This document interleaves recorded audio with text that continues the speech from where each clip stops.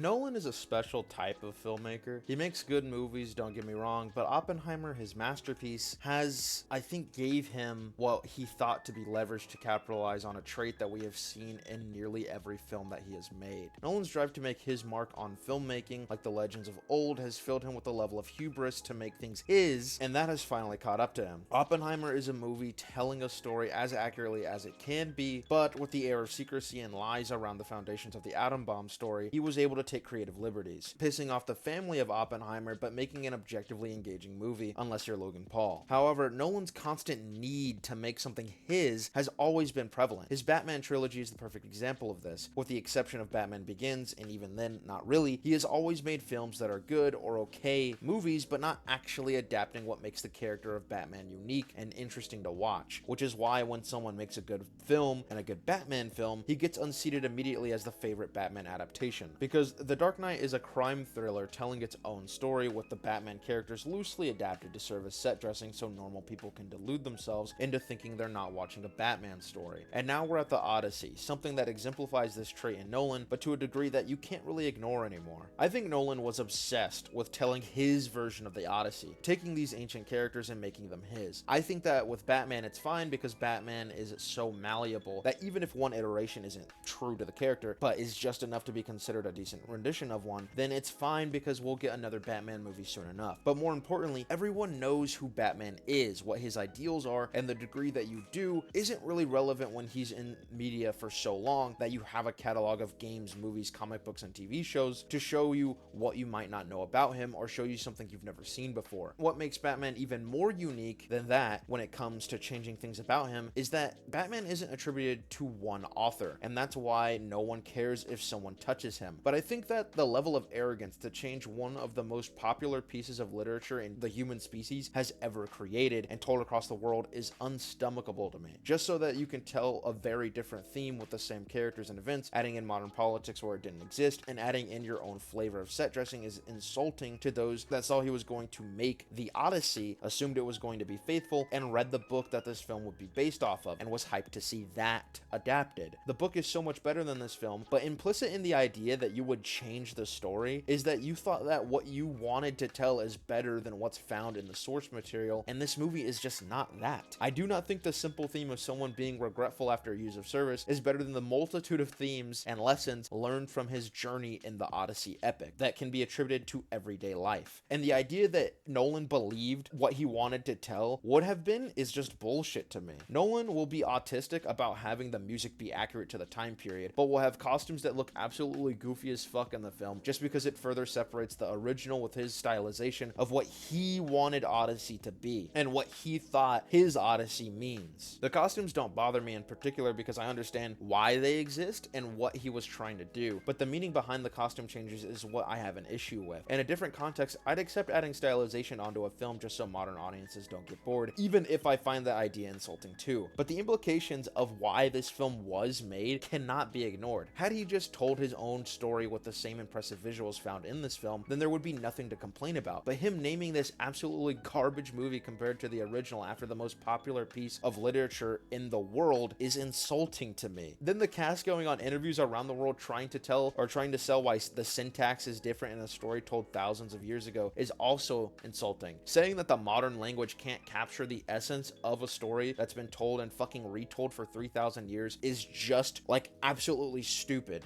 and doesn't make any sense when in the post explaining why they didn't include the nobody scene, it accurately depicted and explored why the nobody scene was important. The God of War trilogy is doing its own thing and is stylized within that era, but those gods are meant to be shown in a way that they're human enough to be petty so you can accept that they'd fuck over a singular guy's life and hear a story about them being bitten the ass for it, which is the entire mythos of Greek mythology. However, God of War still wrote dialogue close enough to the syntax of that era, which is why there is so many memorable lines in those games. On the other hand, what deducts points from the sequel duology for me, which should have been a trilogy, is that Kratos still speaks like how he did in the original trilogy, but everyone else around him speaks like it's modern day. Now we're getting a fucking cosmic cube that has the boys humor. Like, fuck off, dude. Nolan wanting to set this movie apart from what he's adapting is why there is so much bullshit like what I just mentioned in this movie. Why would you care about accurate casting if this is going to be your movie? Why care about what came before that you're pillaging off of if you can do whatever you want in it? Let's cut the most iconic scene from the Odyssey that directly explains who Odysseus is and why he needs to change. It makes no sense how the soldiers figure out Poseidon was mad at them. It is imperative that the crew didn't know what Odysseus did to the Cyclops because it shows his character flaws and what will eventually make him go on a horrifying journey. His arrogance, cleverness, and willingness to bend the truth to get results that he wants is exactly what makes him so interesting. If you take half of that away in the film so that you could do what you want to do with the character that's literally timeless, then I see a problem with that. If you didn't read the book, then most of these things aren't going to be a problem to you, which is the problem with making this movie his. However, if you have and expected to see this level of characterization in the movie, then you'll be annoyed or downright spiteful toward it, because who does Nolan think he is to talk down to us about brilliant things we liked in a story that's much more interesting and much more character rich than what he made? Why be autistic about not having instruments from our era being used in the film, but also cast fucking Travis Scott in the movie and then change everything else but leaving it just close enough so that you can call it the Odyssey? Why cast a black actor to play a character set in a predominantly white place in history? It feels inauthentic, and that's why it's insulting. No one would have cared if the story he wanted to tell was set in a different context and was attributed to the Odyssey. But with so many people not having read or finished the book this version of the story is based off of, they're going to think of this story when they hear the Odyssey, and that's disrespectful to the most popular piece of media in human history, told and retold over the course of 3 millennia. That isn't to say that the additions that he made were wholly bad. Obviously, stylization is hit or miss. I can accept how some costume designs look and are framed in specific shots, but when you're adapting something and promise that by saying it's an adaptation, then the changes in the story need to be necessary, not because you feel like you can do something better. It's insulting and reeks of arrogance when adapting the most popular piece of literature in human history. People are already pointing out that SpongeBob made their own adaptation of the Odyssey and changed it to fit its world. But the idea that a character goes on a journey of self-discovery isn't unique to the Odyssey. It's the one that started the tropes found in storytelling, and that needs to be respected if you take the characters, setting, set pieces, and the fucking name of it and make a movie out of it. Every story has some pieces of the Odyssey, but what makes Nolan's different is that he said it was going to be an adaptation, and this obviously is not that. If you agree with my takes on the Odyssey, and if you agree with my mentality overall in filmmaking and what I think this film should have been, subscribe. I upload at least twice a week, more than that depending on how autistic I am about the things that I want to make, and you'll definitely see some hot takes from me from time to time,